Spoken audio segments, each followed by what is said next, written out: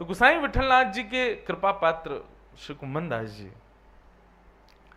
कुम्भन दास जी का चरित्र आता है, बीच बीच में हम सुनाएंगे जो जो भाव लगेगा। तो श्री कुम्भन दास जी को आज पता चला कि गोसाई विठलनाथ जी का आज जन्मदिन है, और गोसाई विठलनाथ जी के प्रादुर्भाव दिवस पर आज भी नाथद द्वार में जलेबी उत्सव होता है। पूरे नाथद द्वार में जलेबियां, उसका नाम ही जलेबी महोत्सव है। जलेबी महोत्सव मतलब गोसाई विठलनाथ जी का जन्मदिन है आज, तो जलेबी महोत्सव। सब लोगों ने दुनिया भर के सामग्रियां ठाकुर जी की सेवा में अर्पित की। सब शिष्य परिकर अपने गुरुदेव के जन्मोत्सव में कुछ ना कुछ भाव रख रहे थे, परंतु कुम्भन दास जी बड़े उदास, क्या करें, क्योंकि कुम्भन दास जी के घर में बड़ा अभावग्रस्त जीवन था। कुम्भन दास जी का,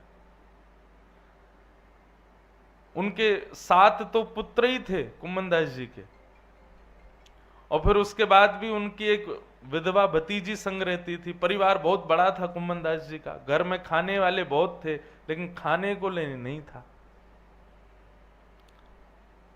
यही तो चल रहा है संसार में, किसी घर में खाने वाले बहुत हैं, खाने को नहीं है, किसी घर में खाने को बहुत है, खाने वाले 2 ही हैं, कुछ भी नहीं है।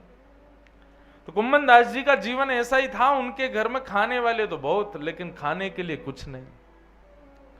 लेकिन कुम्भन दास जी बड़े चिंतित कि आज गोसाई जी का जन्मोत्सव और हम कुछ नहीं कर पा रहे। तो कुम्भन दास जी के पास एक गैया थी, बस उसी का दूध निकाल के उसकी सेवा करते थे, कुछ सामग्री बना के श्री जी बाबा को अर्पित करते थे। तो कुम्भन दास जी ने आज अपनी गैया को दान कर दिया, बेच दिया किसी को। थोड़ी बहुत जो राशि मिली वो राशि ले जाकर के कुम्भन दास जी ने गोसाई जी के जलेबी उत्सव में प्रस्तुत कर दी। सब भक्तों के भाव गोसाई जी को पता चले, लेकिन जैसे ही किसी वैष्णव ने जाके बताया, बोले महाराज आज कुम्भन दास जी ने भी सेवा अर्पित की है। बोले कुम्भन दास, कुंभना पे इतना धन कहां से आयो भैया, कुम्भन दास तो बड़ा अकिंचन है, वाने कहां से सेवा करी। गोसाई जी को चिंता हो गई। गोसाई जी ने जब जांच करवाई तो पता चला कि कुम्भन दास ने अपनी गैया बेच दी, और वहां से एक ब्रजवासी से कछु धन मिलो वो लगाए हुए। गोसाई जी कुम्भन दास जी को बुलाए, कुम्भन दास जी आए, जय जय प्रणाम, दंडवत प्रणाम करी। जैसे ही आके कुम्भन दास जी बैठे, कुम्भन दास जी के मुख को देखते ही गोसाई जी के नेत्र सजल हो गए। कुम्भन दास जी बोले जय जय, कहा भयो आप इतने उदास क्यों हो, आपके नेत्रन में ये अश्रुबिंद, जय जय कोई श्रम है गो हमारी वजह से। ब्रजभाषा समझ रहे हो? समझना। अब बुलाया जब श्री जी के भाव के लिए तो ब्रजभाषा ही चलेगी। बोली अश्रुबिंद क्यों? गोसाई विठलनाथ जी बोले कुंभना, कहा आवश्यकता ही, इतने वैष्णवन ने सेवा कर तो दई, फिर तेने अलग ते अपनी गैया कोई ब्रजवासी को बेच के ये रुपया ला करके तेने सेवा में काहे को लगाए हो? जब तो पता है तेरे घर की स्थिति इतनी बढ़िया ना है, तो फिर जरूरत थोड़ी और जरूरी थोड़ी है कुंभना कि धनते ही सेवा करी जाए, मनते भी तो होवे, तनते भी तो होवे, और मन और तनते तो तू पूरी पूरी करे। जरूरी थोड़ी तू धन की सेवा देवे के काजे ये सब करेगो। तेने गैया काय को बेच दी अपनी, कहा है गौवाते, उत्सव तो यथावत अपने रूप में रहे हो, तेने गैया क्यों बेची? कुम्भन दास जी मंद मुस्कान लगे, और कुम्भन दास जी ने आज गोसाई विठलनाथ जी से कहा, बोले कि जय जय, मेरी वाह करनी को ये फल कि मेरे गुरुदेव के दोनों नेत्रन से ये अमृत बिंदु प्रकट भय मेरे काजे। मेरे पर दीन भाव रख के, दया भाव रख के मेरे गुरुदेव के नेत्रों से ये अमृत बिंदु मेरे काजे प्रकट भय। मुझे लगे कि वो करने से आज मेरा उद्धार है गयो, कल्याण है गयो। आपने जो ये व्यक्ति का सबसे बहुमूल्य वस्तु क्या है व्यक्ति के पास? उसके अश्रुबिंद। सबके लिए प्रकट नहीं होते बंधु। सदैव व्यक्ति अपने लिए ही रोता है, उसको जो चाहिए ना मिले, उसके साथ जो हो रहा है उन परिस्थितियों की वजह से वो रोता है। दूसरे के लिए अश्रुबिंद प्रकट होना ये बहुत कम होता है।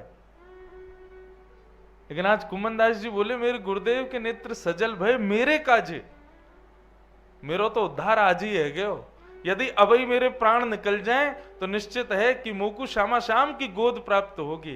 क्यों? मेरे गुरुदेव ने आज दया करके मेरे ऊपर दीन भाव से नेत्रन से अश्रु आए। नाथ, भले ही मेरी करनी आपको अनुचित लगी हो, पर मेरी या सेवा से आप मेरे प्रति दया भाव रख रहे हो, मेरो कल्याण तो यही ते है क्यों। कुम्मनदास जी के 7 पुत्र मैंने बताए ना, परंतु उनसे कोई पूछता तो वो बोलते 1.5 पुत्र हैं मेरे। क्यों? बोले एक तो चतुर्भुज दास जिन्होंने गोवर्धन वासी सांवरे ये पद गाया, आज सुबह हम सुना रहे थे। ये पद श्री चतुर्भुज दास जी ने गाया। तो 1.5 पुत्र कैसे? एक पुत्र छोटा था क्या? बोले नहीं, एक पुत्र में सेवा तो इतनी नहीं थी, पर मंदिर के वैष्णवों की थोड़ी सेवा, गौशाला की थोड़ी सेवा वो करता था, इसलिए उसको आधा पुत्र मानते थे। बाकी के श्रेष्ठ पुत्र थे, लेकिन भगवत भजन नहीं करते थे, इसलिए कुम्मनदास जी उनको स्वीकार नहीं करते थे। देखो, ऐसे कुम्मनदास जी, हम लोग हो सकते हैं ऐसे? हम लोग कभी नहीं हो सकते। इसलिए मैं पहले ही कह दूं, ये कथाएं चर्चाएं सुनने तक ही सीमित रखना। अगर लागू करने पे आए ना अपने ऊपर, तो जी नहीं पाओगे संसार में। आज वृंदावन लाखों लोग पहुंच रहे हैं, लेकिन वृंदावन रीति से यदि कोई चला गया तो वृंदावन से वापस नहीं जा पाएगा। कल मुजफ्फरनगर में कथा चल रही थी, वहां मुझे स्मृति आई, पूज्य श्री राधा बाबा महाराज गोरखपुर में विराजते थे, लेकिन कभी वृंदावन नहीं गए। क्यों?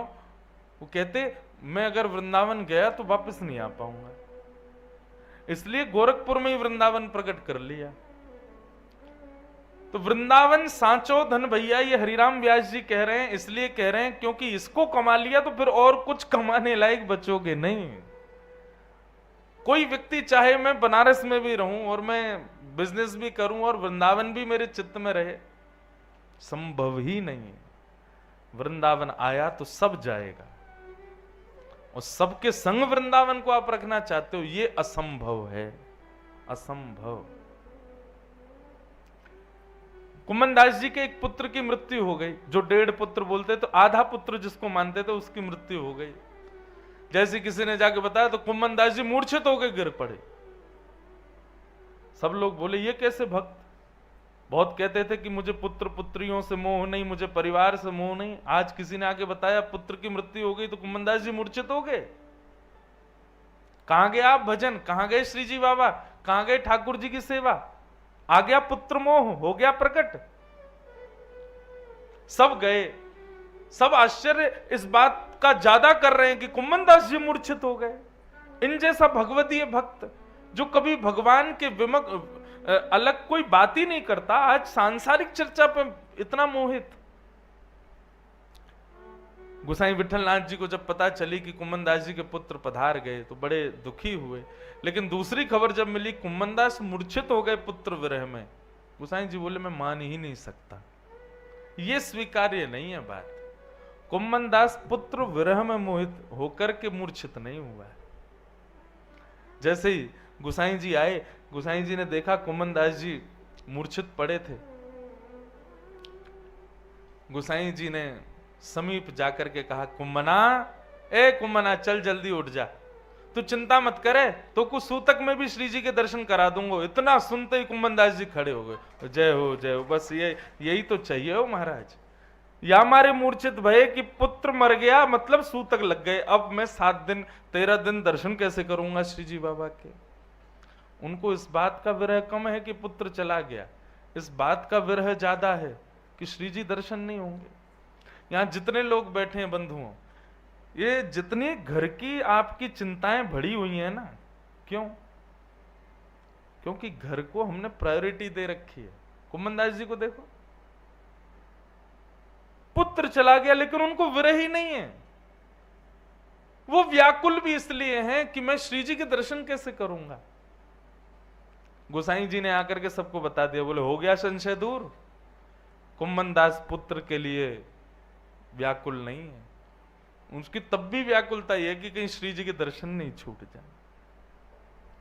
इसलिए कनक कूट कोटिक लगत जिए, भजिए कुंवर कन्हैया।